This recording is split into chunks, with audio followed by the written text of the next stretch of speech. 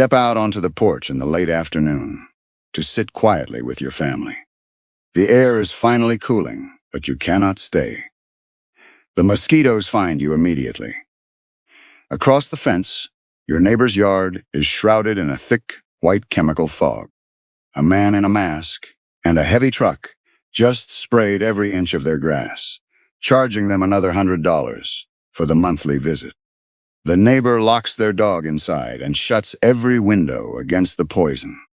Yet by next Tuesday, the mosquitoes will be back, biting them again. The chemical cloud does not solve the root of the problem. It merely poisons the wind. Sit down now. I will show you a better way. My name is Daniel Yoder. I'm Amish, and I farm alongside my wife Rebecca, here in Lancaster County, Pennsylvania. We live close to the land, which means we live close to the insects, the weather, the soil, and the seasons. When the heat of July settles over the valley, the mosquitoes come. They always have. But on our farm, Rebecca and I can sit on our back porch as the sun goes down, watch the horses in the pasture, and drink a glass of cold tea without being eaten alive. We do not wear masks. We do not hire a man in a white truck to come and spray a cloud of indiscriminate death over our property. We do not spend $700 a summer to wage a toxic war against nature. My grandfather taught me a very different way to look at pests. He used to say that modern men fight their battles backward. They wait until the enemy has 1,000,000 soldiers marching in the air, and then they try to shoot them down one by one with a fog of poison. That is a fool's errand. You do not win by swatting at the adults that are already flying. You win by targeting the nursery. You build a trap so simple, so quiet, and so perfectly aligned with the natural instincts of the creature that they willingly bring about their own end. And the most beautiful part of this old method is that it costs less than $20. It lasts the entire summer, and it will not harm a single honeybee, butterfly, or lightning bug in your yard. Let me first explain to you what that white fog from the pest control truck is actually doing. Because once you understand the truth of it, you will never let one of those trucks onto your driveway again. The chemicals they spray are usually synthetic pyrethroids. When they blast that fog into the bushes, under the leaves, and across the lawn, it kills the adult mosquitoes that happen to be resting there at that exact moment. But the fog is entirely blind. It does not know the difference between a mosquito and a honeybee. It does not know the difference between a biting fly and a ladybug. And it certainly does not know the difference between a mosquito and a firefly. I want you to think about this. When was the last time you saw a yard truly lit up with hundreds of fireflies? Lightning bugs, as we call them, flashing in the dark grass like stars fallen to the earth. Every year, folks wonder why the fireflies are disappearing. It is because, during the heat of the day, fireflies rest in the exact same shady, leafy places that the pest control companies soak with their chemical fog. The fog wipes out the magic of a summer night just to buy a homeowner 3 days of mosquito-free grass. And then the chemical residue breaks down in the sun. It evaporates, and the mosquitoes, which breed in the hidden standing water of the gutters, the hollow trees, and the neighbor's yard, hatch a new generation and fly right back in. The fog is a subscription to an endless cycle of failure. It is designed to keep you paying, not to solve your problem. The method I am going to show you does not kill the flying adults. It is vastly smarter than that. We are going to build a false nursery. We are going to invite the female mosquito to do what she desperately wants to do, lay her eggs. But we are going to ensure that not a single one of those eggs ever lives to bite your family. To understand the trap, you must first understand the mind of the mother mosquito. When she has taken a blood meal, she is heavy, and she needs to find a place to lay her eggs. She is looking for 3 specific things. First, she needs stagnant water. Second, she prefers darkness, which means she looks for dark shadows, the insides of old tires, the deep hollows of rotting tree stumps. White, bright, reflective surfaces repel her. Third, she is searching for the scent of decay. When leaves and grass clippings rot in water, they release carbon dioxide and specific organic gases.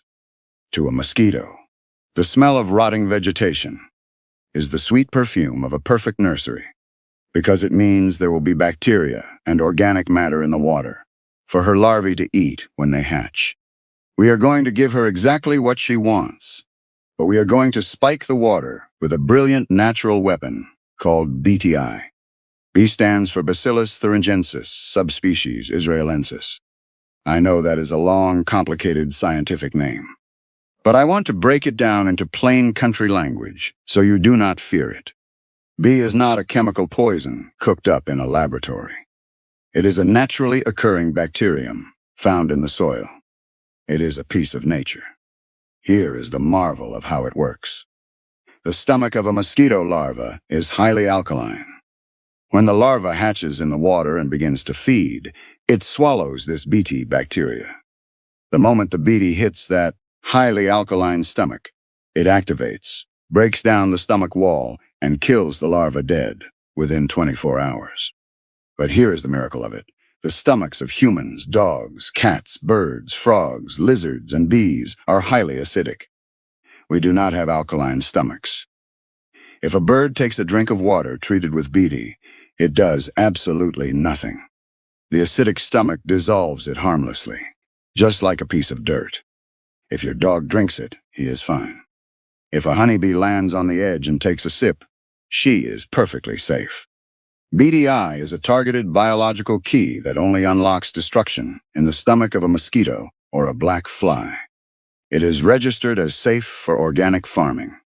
It is a gift of providence. Now let me show you exactly how to build this trap. Pay very close attention, because many folks on the internet will show you a lazy version of this bucket trap.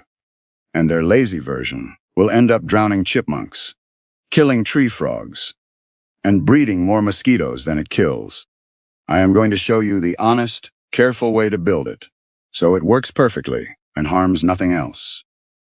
First, you need a plastic bucket. A standard 5-gallon bucket from the hardware store works perfectly, but the color is absolutely critical. Do not use a white bucket. Do not use a yellow bucket. You must buy a black bucket, a dark red bucket, or a dark orange bucket. Remember what I told you about the mosquito's instincts. She is looking for the dark, shaded hollow of a tree.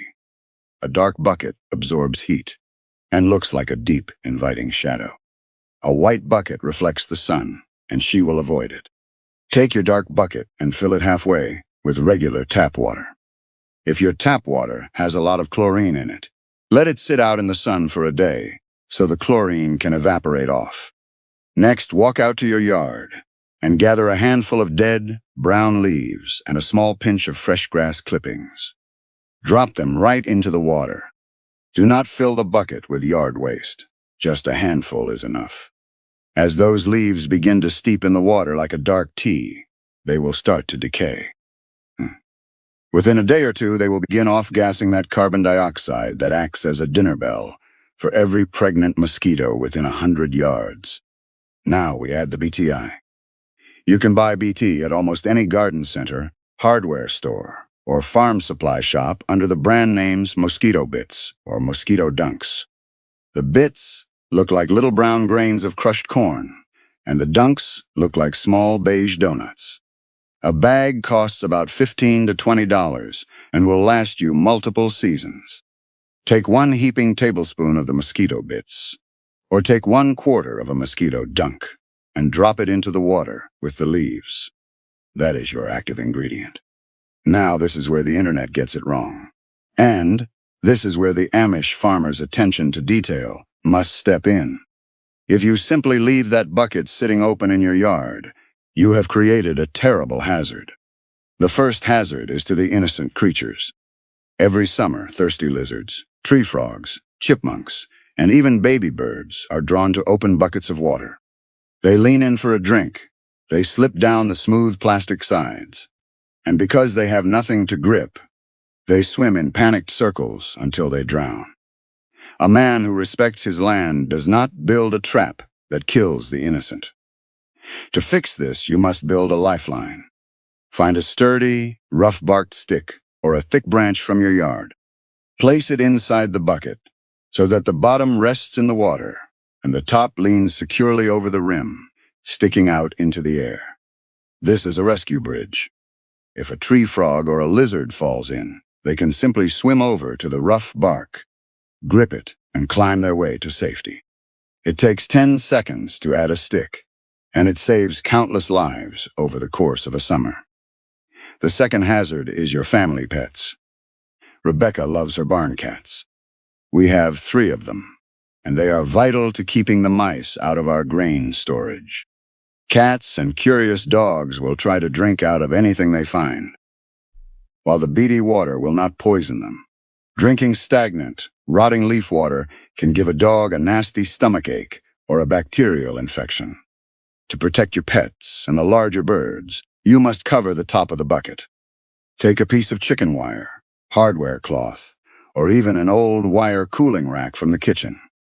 Lay it over the top of the bucket and bend the edges down, or tie it securely in place with some twine. The holes in the wire are plenty large enough for mosquitoes to fly through, but they completely block a dog's snout, a cat's tongue, or a bird's beak. The third hazard is the rain. The people who build these buckets and just leave them open forget about the summer thunderstorms. If a heavy rain comes, the bucket fills to the very top and spills over.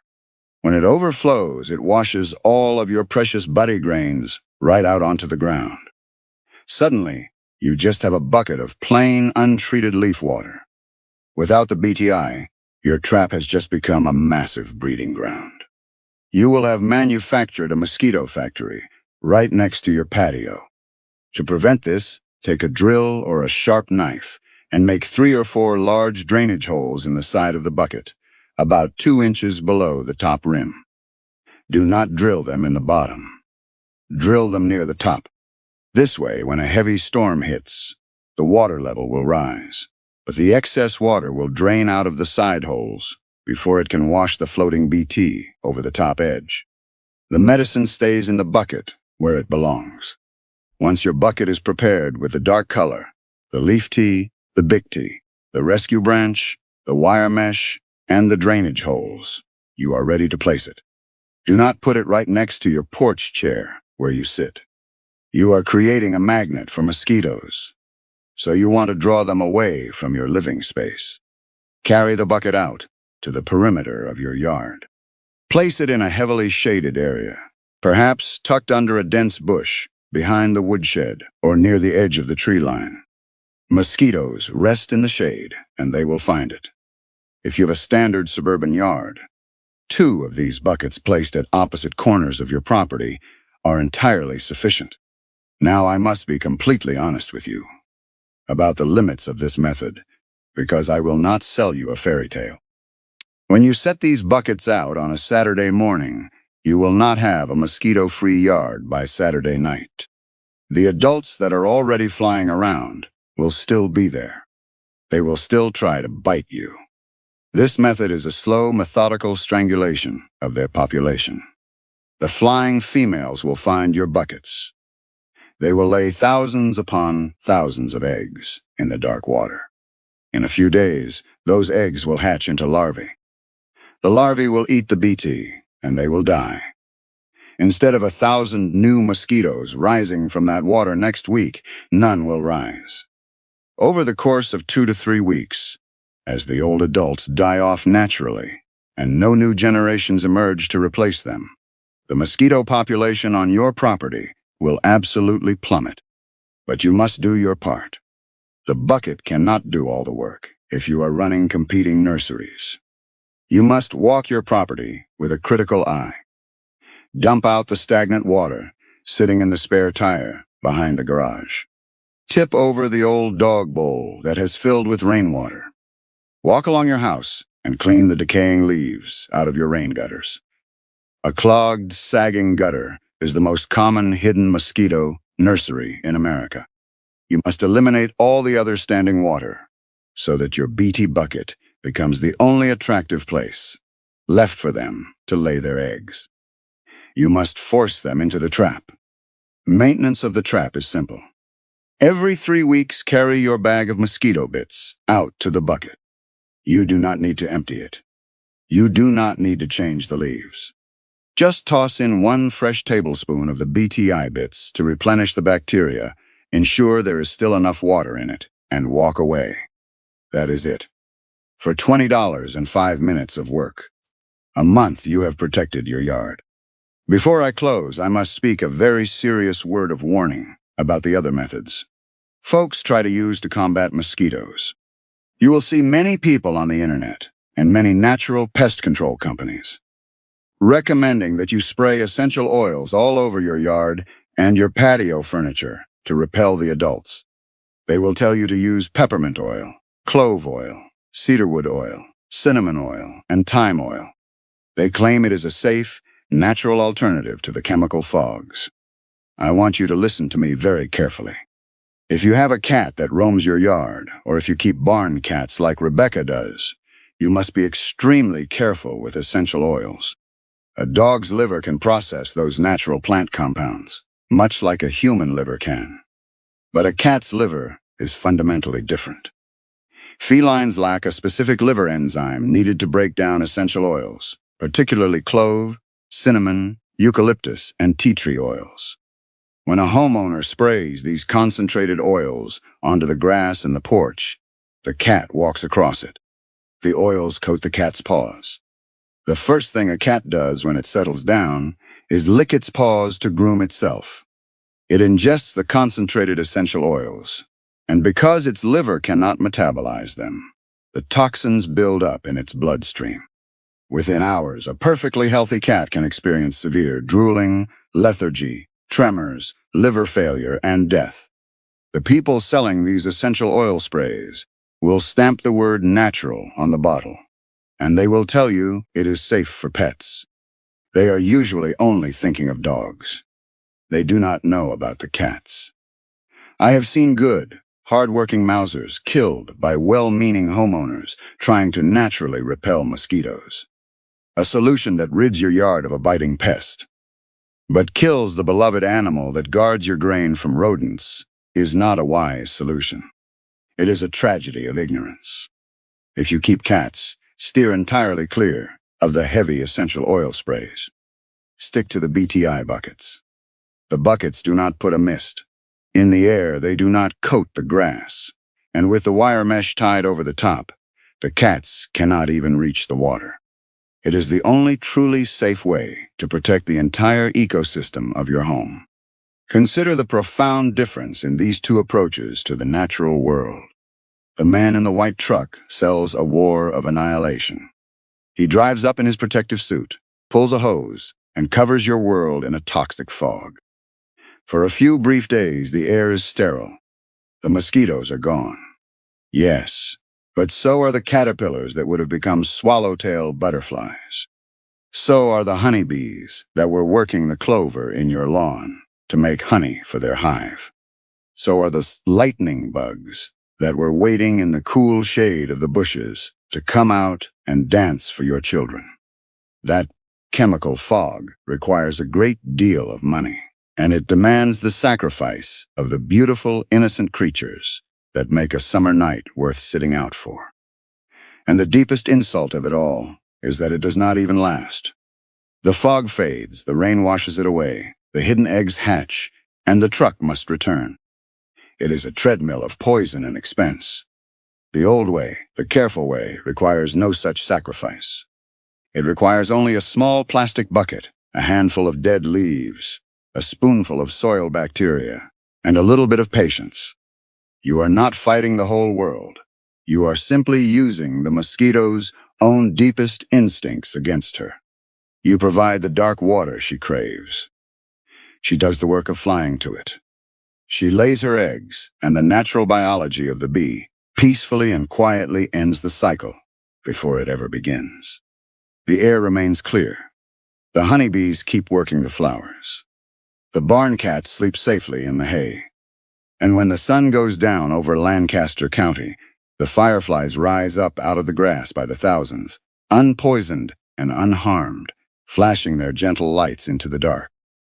This is what it means to be a steward of your home. You do not need to be a victim of pests, and you do not need to be a hostage to a pest control company's monthly billing cycle. The wisdom to protect your family without destroying your land has always been there, sitting quietly on the shelf, waiting for you to remember it. So, here is what I want you to do this week. Go to the farm supply store or the hardware store. Buy a dark-colored bucket. Buy a package of mosquito bits or dunks. Go home, put in the leaves and the water, and do not forget the Amish fixes. Put in the rescue branch for the frogs. Tie the wire mesh over the top for the pets, and drill the overflow holes for the rain. Set the trap in the shade. Dump out the standing water around your yard, and give it 2 weeks to break the breeding cycle. Then come back to the comments below and tell me 2 things. I read every single one. First, tell me what color bucket you ended up using, and how you secured the top. Second, I want you to tell me, when was the last time you saw a truly grand display of fireflies in your yard? The stories you share help the new folks realize what they have been missing and what they can bring back to their own land. Next time, since we have spoken of protecting the air and the yard, I am going to show you how my people protect the vegetable garden. I will show you the simple ancient method we use to keep the squash bugs and the raccoons out of our summer harvests, without laying a single chemical poison near the food we feed our children. It is the natural next step after today. Until then, build your traps, guard your cats, and let the white trucks drive right past your door.